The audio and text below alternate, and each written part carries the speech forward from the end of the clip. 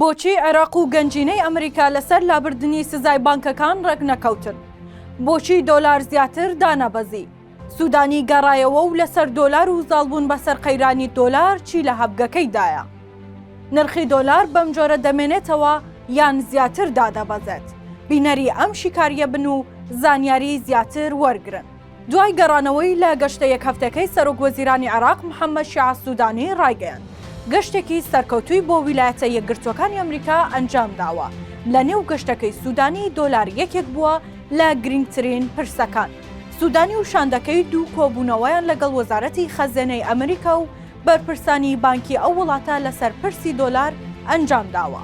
بەڵام سەردانەکەی سوودانی بۆ ئەمریکا نرخی دۆلاری دانەبەزاند و وەک ئەوەی چاوەڕێ دەکرا.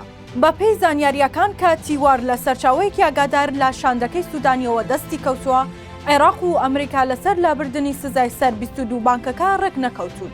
بەرپرسانی عێراق داوایان لە وەزارەتی گەنجینەی ئەمریکا کردووە سزای سەر ئەو بانکانە لا ببات و ئەوانیش بۆیان هەبێت مامەڵە بە دۆلارەوە بکەن. بەڵام وەزارەتی گەنجینەی ئەمریکا هێشتا بەو داوایە ڕازی نەبووە.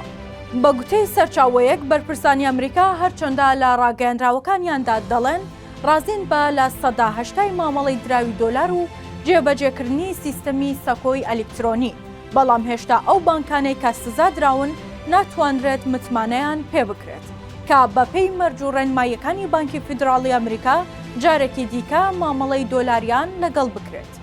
لە لایەکی دیکەوە ئەمریکا لە ڕێگەی سەرچاوە تایبەتەکانی خۆیەوە چاودێری بانکە سزادراوەکان دەکات و زانیاری هەیە کە هێشتا ئەو بانکانە مامەڵەی ناڕوونی درا و حەواڵە دەکەن، بۆیان نایەنەوێت بەم زوانە سزاکانیان لابدات و دۆلاریان پێ بفرۆشێت. هەر بەپێی قسەی ئەو سەرچاوەیەی کە بۆ تیوار دواوە، گەنجینەی ئەمریکا پێشنیازی کردووە کۆمپانیایەکی ئەمریکا چاودێری پرسەکە بکات و ڕێکخستنەوەی مامەڵەی دۆلار و حەواڵە برسپێردرێت بەو کۆمپانیایانە تا لەوێوە دڵنیایی بدرێتە ئەمریکا لەوەی ئەو بانکانە مامەڵەی نادروست بە دۆلارەوە ناکەن. ئەو کات ئامادەیە سزاکان کەم بکاتەوە یان لایان ببات کە بۆ ئەمەش نزیکەی 6 مانگی پێویستە و دابەزینی نرخی دۆلار لە بازاڕەکاندا بۆ چەند مانگێکی دیکە دوادەخات.